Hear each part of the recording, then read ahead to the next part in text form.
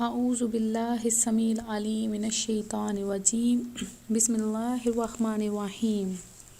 اللہ کے نام سے شروع کرتی ہوں جو بہت ہی مہربان اور نہایت ہی رحم کرنے والا ہے۔ روحانی وظائف چینل کی طرف سے تمام ویورز کو السلام علیکم ورحمۃ اللہ وبرکاتہ۔ میں اپنا چینل روحانی وظائف کے ساتھ آج آپ کی خدمت میں بڑی 11ویں شریف کا ایک بہت ہی آسان اور مجرب وظیفہ لے کر حاضر ہوئی ہوں۔ یہ سرکار غوث اعظم کے 11 ناموں کا ایک بہت ہی خاص وظیفہ ہے۔ آپ لوگ یہ وظیفہ کریں اور معجزہ آپ اپنی آنکھوں سے دیکھ لیں گے کہ اس وظیفے کی برکت سے کس طرح آپ کی زندگی بدل جاتی ہے، آپ کی قسمت بدل جاتی ہے، کامیابیاں حاصل ہو جائیں گی، سارا سال مصیبتوں سے حفاظت رہے گی۔ تو یہ کوئی عام وظیفہ نہیں ہے، سرکار غوث اعظم کے ناموں کا وظیفہ ہے بڑی 11ویں شریف کا۔ تو آپ نے ضرور 11ویں ربیع الثانی کی 11ویں کو یہ وظیفہ کر لینا ہے اور کثرت سے درود پاک پڑھتے رہیں۔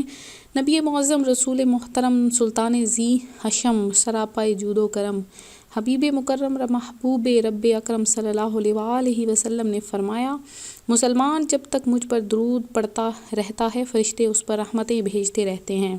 اب بندے کی مرضی ہے کم پڑھے یا زیادہ۔ تو حضور غوث اعظم کے ہم کرامات بھی بیان کریں گے کہ ہمارے غوث اعظم مادرزاد ولی تھے۔ آپ رحمۃ اللہ علیہ ابھی اپنی ماں کے پیٹ میں تھے اور ماں کو جب چھینک آتی اور اس پر وہ جب الحمدللہ کہتیں تو آپ رحمۃ اللہ علیہ پیٹ ہی سے جواباً یرحمک اللہ کہتے۔ آپ رحمۃ اللہ علیہ یکم رمضان المبارک بروز پیر صبح صادق کے وقت دنیا میں جلوہ گر ہوئے۔ اس وقت ہونٹ آہستہ آہستہ حرکت کر رہے تھے اور اللہ اللہ کی آواز آ رہی تھی۔ جس دن آپ رحمۃ اللہ علیہ کی ولادت ہوئی اس دن آپ کے دیار ولادت جیلان شریف میں 1100 بچے پیدا ہوئے۔ وہ سب کے سب لڑکے تھے اور سب ولی اللہ بنے۔ غوث اعظم نے پیدا ہوتے ہی روزہ رکھ لیا اور جب سورج غروب ہوا اس وقت ماں کا دودھ نوش فرمایا۔ سارا رمضان المبارک آپ رحمۃ اللہ علیہ کا یہی معمول رہا۔ 5 برس کی عمر میں جب پہلی بار بسم اللہ پڑھنے کی رسم کے لیے کسی بزرگ کے پاس بیٹھے تو اعوذ اور بسم اللہ پڑھ کر سورہ فاتحہ اور الف لام میم سے لے کر 18 پارے پڑھ کر سنا دیے۔ ان بزرگ نے کہا، بیٹے اور پڑھیے۔ فرمایا، بس مجھے اتنا ہی یاد ہے کیونکہ میری ماں کو بھی اتنا ہی یاد تھا۔ جب میں اپنی ماں کے پیٹ میں تھا اس وقت وہ پڑھا کرتی تھیں، میں نے سن کر یاد کر لیا تھا۔ جب آپ رحمۃ اللہ علیہ لڑکپن میں کھیلنے کا ارادہ فرماتے غیب سے آواز آتی، اے عبد القادر ہم نے تجھے کھیلنے کے واسطے پیدا نہیں کیا۔ آپ رحمۃ اللہ علیہ مدرسے سے تشریف لے جاتے تو آواز آتی، اللہ عز و جل کے اس ولی کو جگہ دے دیں۔ تو ایک مرتبہ بارگاہ غوثیت امام میں حاضر ہو کر ایک شخص نے عرض کی، عالی جاں میری زوجہ کو مرگی ہو گئی ہے۔ حضور غوث پاک رحمۃ اللہ علیہ فرمایا، اس کے کان میں کہہ دو غوث اعظم کا حکم ہے کہ بغداد سے نکل جا۔ چنانچہ اس وقت وہ اچھی ہو گئی۔ تو میرے آقا اعلیٰ حضرت امام اہل سنت مولانا شاہ احمد رضا خان فرماتے ہیں، مرگی بہت خبیث بلا ہے اور اس کو ام الصبیان بھی کہتے ہیں۔ بچوں کی ایک بیماری جس سے اعضاء میں جھٹکے لگتے ہیں، اگر بچوں کو ہو، ورنہ سرا یعنی مرگی تجربے سے ثابت ہوا ہے کہ اگر 25 برس کے اندر ہوگی تو امید ہے کہ جاتی رہے گی، اور اگر 25 برس کے بعد یا 25 برس والے کو ہوئی تو اب نہ جائے گی۔ ہاں کسی ولی کی کرامت یا تعویذ سے ضرور چلی جاتی ہے۔ تو یہ فی الحقیقت ایک شیطان ہوتا ہے، شریر جن ہوتا ہے جو انسان کو ستاتا رہتا ہے۔ اب آپ چاہتے ہیں کہ بچوں کو اس سے کیسے بچائیں، تو اس کا یہی نسخہ ہے کہ بچہ پیدا ہونے کے بعد جو آذان میں دیر کی جاتی ہے اس سے اکثر یعنی مرگی کا مرض پیدا ہو جاتا ہے۔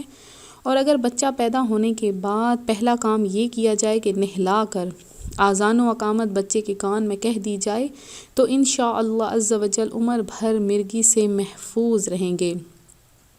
تو ایک بار بغداد معلیٰ میں طاعون کی بیماری پھیل گئی، لوگ دھڑا دھڑ مرنے لگے۔ لوگوں نے آپ کی خدمت میں اس مصیبت سے نجات دلانے کی درخواست پیش کی۔ فرمایا، مدرسے کے ارد گرد جو گھاس ہے وہ کھاؤ اور ہمارے مدرسے کے کنویں کا پانی پیو۔ جو ایسا کرے گا وہ انشاءاللہ عز و جل ہر مرض سے شفا پائے گا۔ چنانچہ گھاس اور کنویں کے پانی سے شفا ملنی شروع ہو گئی۔ اور آپ کا یہ بھی فرمان ہے کہ جس مسلمان کا میرے مدرسے سے گزر ہوا قیامت کے روز اس کے عذاب سے تخفیف ہو جائے گی۔ تو آپ نے ڈوبی ہوئی بارات کا قصہ تو ضرور ہی سنا ہوگا، ایک بار پھر اس کی یاد تازہ کر لیں کہ ایک بار سرکار بغداد حضور غوث اعظم دریا کی طرف تشریف لے گئے۔ وہاں ایک بڑھیا کو دیکھا جو زار و قطار رو رہی تھی۔ ایک مرید نے بارگاہ غوثیت میں عرض کی، یا مرشدی، ضعیفہ کا اکلوتا خوب رو بیٹا تھا، بیچاری نے اس کی شادی رچائی، دلہا نکاح کر کے دلہن کو اسی دریا میں کشتی کے ذریعے اپنے گھر لا رہا تھا کہ کشتی الٹ گئی اور دلہا دلہن سمیت ساری بارات ڈوب گئی۔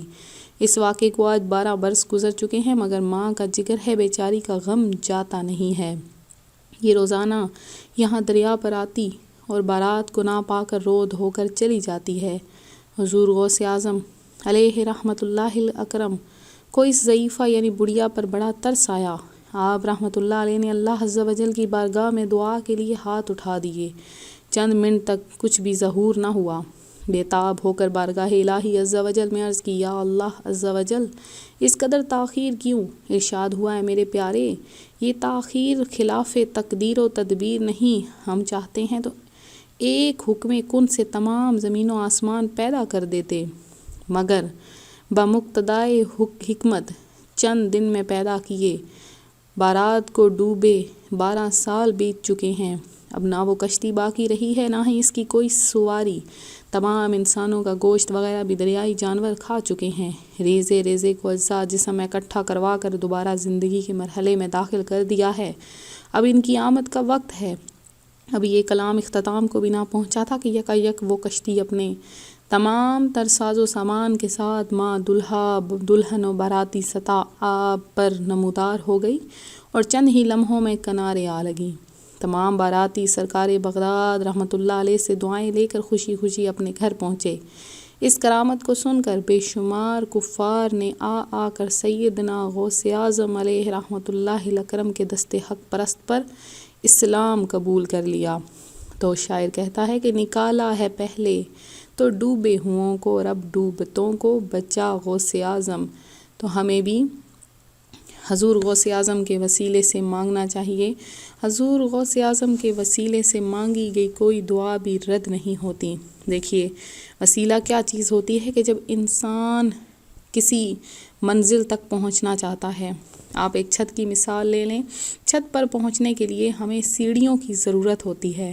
اگر سیڑھیاں نہیں ہوں گی تو ہم ڈائریکٹ کبھی بھی چھت پر نہیں پہنچ سکتے۔ تو وہ سیڑھیاں ایک وسیلہ ہوتی ہیں۔ جو بنا سیڑھیوں کے چھت پر چڑھنا چاہتا ہے وہ کبھی بھی نہیں چڑھ پاتا اور آدھے راستے سے ہی گر جاتا ہے۔ تو حضور غوث اعظم ہمارے لیے ایک وسیلہ ہیں، ان کے وسیلے سے مانگی گئی دعا کبھی بھی رد نہیں ہوتی۔ آج میں آپ کے لیے جو بڑی 11ویں شریف کا آسان وظیفہ لے کر آئی ہوں وہ کیا ہے؟ اس کے کرنے سے سارا سال مصیبتوں سے حفاظت کی نیت کر لیں، سارا سال مصیبتیں ختم ہو جائیں گی۔ آپ نے 11 کھجوریں لے لینی ہیں، ابھی سے کھجوروں کا انتظام کر لیں، 11 کھجوریں اپنے سامنے رکھ لیں، اور اس کے بعد ان 11 کھجوروں کو آپ کدھر کدھر استعمال کر سکتے ہیں وہ بھی میں آپ کو اینڈ پہ بتاؤں گی۔ تو آپ نے ان 11 کھجوروں کو اپنے سامنے رکھ کر آپ نے اول آخر 11 بار درود پاک پڑھنا ہے۔ اس کے بعد آپ نے یہ پڑھ لینے ہیں نام حضور غوث اعظم کے۔ پہلا نام آپ نے پڑھنا ہے سید محی الدین سلطان، دوسرا محی الدین قطب، محی الدین خواجہ، محی الدین مخدوم، محی الدین ولی، محی الدین بادشاہ، محی الدین شیخ، محی الدین مولانا، محی الدین غوث، محی الدین خلیل، محی الدین۔ تو یہ 11 نام اول آخر 11 بار درود پاک کے ساتھ آپ نے پڑھ لینے ہیں۔ اور اس کے پڑھنے سے کیا ہوگا کہ یہ آپ کھجوریں کسی بھی کو بھی کھلا سکتے ہیں، اپنے بچوں کو جو بیمار ہیں ان کو کھلا سکتے ہیں، جو ذہنی کمزوری ہے ان کو کھلا سکتے ہیں، اس کے علاوہ جو آپ کے والدین بیمار ہیں ان کو کھلا سکتے ہیں، پیٹ کے کوئی مرض ہے اس کو کھلا سکتے ہیں۔ پورا سال آفتوں مصیبتوں سے حفاظت کے لیے یہ وظیفہ ہے۔ آپ کے گھر میں پورے سال نہ آفت آئے گی، نہ مصیبت آئے گی، نہ پریشانی آئے گی، بلکہ اتنا رزق آئے گا کہ آپ سے سنبھالا بھی نہیں جائے گا۔ جو عورتیں چاہتی ہیں کہ ان کے شوہر کے رزق میں اضافہ ہو، وہ صبح کے وقت ان کو کھلا کر بھیج دیں انشاءاللہ تعالیٰ. دیکھیے گا کہ کیسے رزق کی ریل پیل ہوگی اور رزق کبھی بھی ختم نہیں ہوگا. تو میں امید کرتی ہوں میرا آج کا یہ روحانی وظیفہ آپ کو پسند آیا ہوگا. اسی طرح سے مزید روحانی وظائف حاصل کرنے کے لیے ہمارا چینل ضرور سبسکرائب کر لیں، بیل آئیکن کا بٹن بھی پریس کر لیں تاکہ جو بھی نئی ویڈیو اپلوڈ ہو آپ تک بآسانی اس کا نوٹیفیکیشن پہنچتا رہے. تو ویورز، ویڈیو کو لائک کرنا ہرگز نہ بھولیں، ویڈیو کو شیئر کریں تاکہ آپ لوگ بھی اس کار خیر میں حصہ لے سکیں. جن بہنوں بھائیوں نے دعا میں حصہ لینا ہے اپنا نام ضرور کمنٹ میں میسج کر دیں. انشاءاللہ تعالیٰ اگلی دعا کا اہتمام بڑی 11ویں شب میں کروایا جا رہا ہے. تو جو ولی اللہ ہوتے ہیں ان کی خاص نظر رحمت ہوتی ہے. آپ لوگ بھی دعا میں شامل ہوں. ملتے ہیں اپنے اگلے وظیفے کے ساتھ. اپنی دعا میں یاد رکھیے گا، اپنا خیال رکھیے گا. فی امان اللہ.